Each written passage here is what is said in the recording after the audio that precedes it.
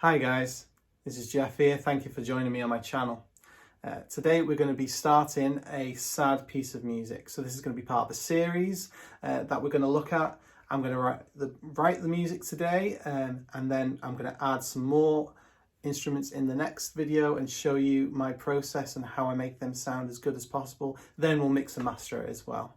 So let's jump right into it, shall we? Okay, so here we are in Logic. I've just got a piano up at first, and I've also got a little pad as well from Violin Swells 2. So without further ado, let's start composing. I'm thinking a bit of a sad theme, as I said. So yeah, let's see what we can come up with. I'm just going to play about, I think, and then we'll chop it up afterwards. I'm at 100 BPM, and I'm going to go in A minor, I think. Okay, so I'm going to go over the harmony in what I'm using in this. So we're in A minor, as I said. I'm using A, G and F as the basis for the whole piece. I don't use that all the time, and the reason I don't use this all the time is because it would just get boring. So I add in what are known as substitutions. These are essentially chords that you can swap out for other chords. So for A minor, I'm using C, which is a relative major. F, I'm substituting for a D minor, and G occasionally I'll use as an E minor as a passing chord to get to F major. And that's it. That's as simple as it gets, really. I'll throw in as well some suspensions as well. So with this piece, I'm using suspended seconds and sixths, I think. Yes, sixths. That just adds a little bit of variety, and these are a mix of prepared suspensions, which I'll do some video on in the future as well if you want to do some prepared suspensions, and also there are lots of non-prepared suspensions as well, which is what gives this its very modern sound. So yeah, let's get back to the video. Okay, I think that's really good. So by no means was it perfect, but let's just drag that to the beginning, and we can start seeing how this is going to pan out. So as I go through now, essentially all I'm going to do is first I'm going to quantize it, but generally I'm only going to quantize the lower bits, so all of this, because we want the foundations to be really in time, but then the top, there's a lot of freedom that we can have there. So I'm going to quantize that to an eighth note, and then you see this is quite nice. However, this I'm just using a Q to quantize as well. If I wanted to quantize all of this, then it'd be Command A and Q. How you see here, this can be a little bit more in time. Just bring that there. There we go.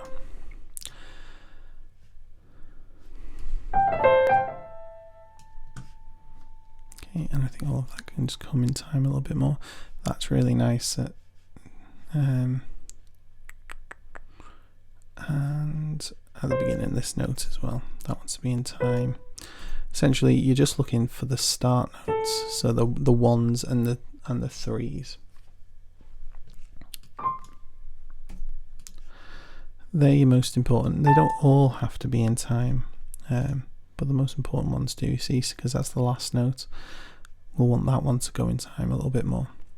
And later on as well, we can we've quantized this, but we can always readjust. And with how much, we're at 100 at the moment, but later on we might want to make that a little bit softer. So let's zoom in here. Let's see where this is. Oh, that, I think I had intended for that to go like that. Let's stick all them in time. Yeah.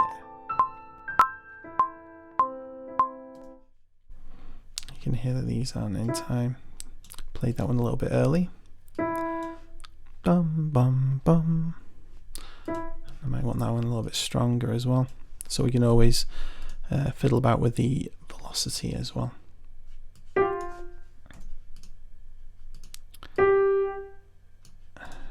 that there. Bring that in time a little bit more. Okay, so if I did any more to this, I think it starts to sound a little bit too robotic.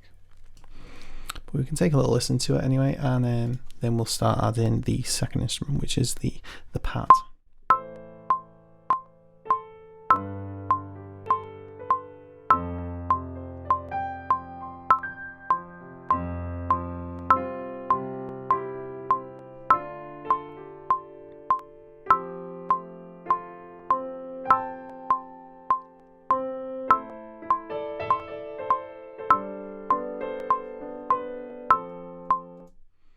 Okay, so this note, that's not quite how I intended it, and this here, the top is a little bit out of time. Okay, let's just continue from there, shall we? Maybe just bring that in there. Okay.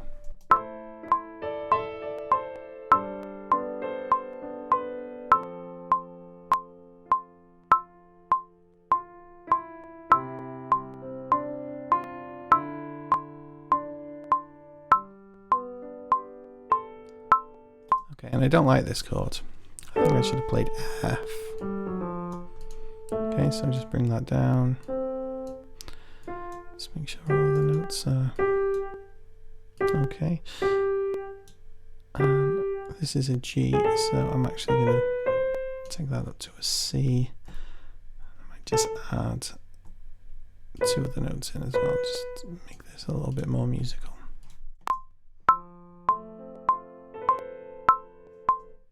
Yeah, it's really nice.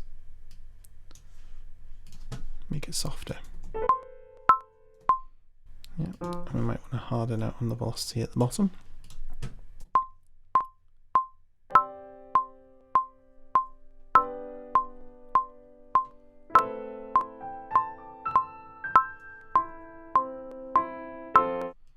Okay, we'll just change this.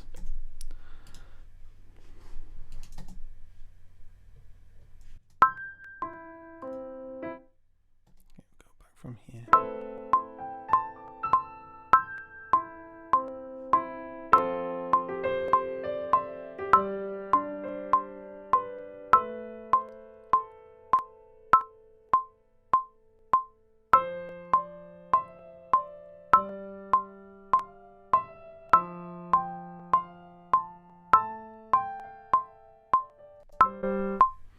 Okay, and we're just going to sort this out as well.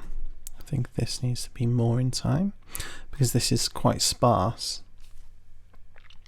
The notes actually want to match up really well, so I think they were matched up well before I quantized them. And then it's finishing. So just quantize that. Okay, and now we'll go to the start, and you can have a little listen, and then in fact we'll go to violin swells now. We'll do that.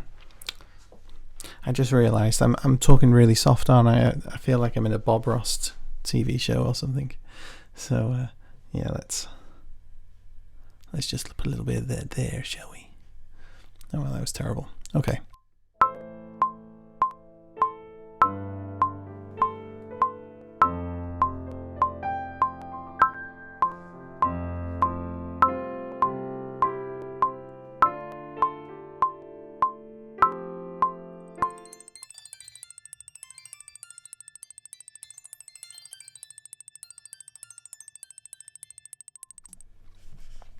So I just held that A minor out all the way through because that's the tonic note. What we can also do now is we can start going in and start adding some more melodic areas, especially here. So we might want this violin swells or something else actually, you know. Let's create a new instrument. Let's go into Native Instruments, open up Contact. And the piano I'm using as well is Addictive Keys as well. I really like the sound of that, especially mixed with you know, something like the Labs piano. The Labs piano gives it a really thick sound, whereas Addictive Keys is quite a soft, gentle piano, at least on the settings that I quite like it on. Okay, so we'll go on into libraries, and I'm just going to get Albion 1 up for now, so we might change this later, but I'm getting the strings out, and I'm going to get the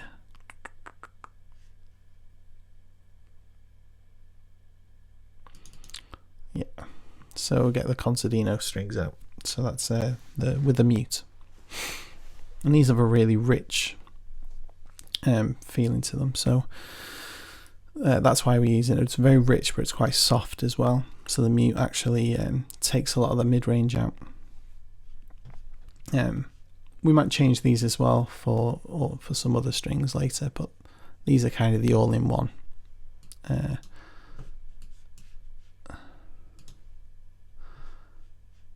And essentially what I'm going to do is I'm going to copy this and bring it down here. Whoops. There we are.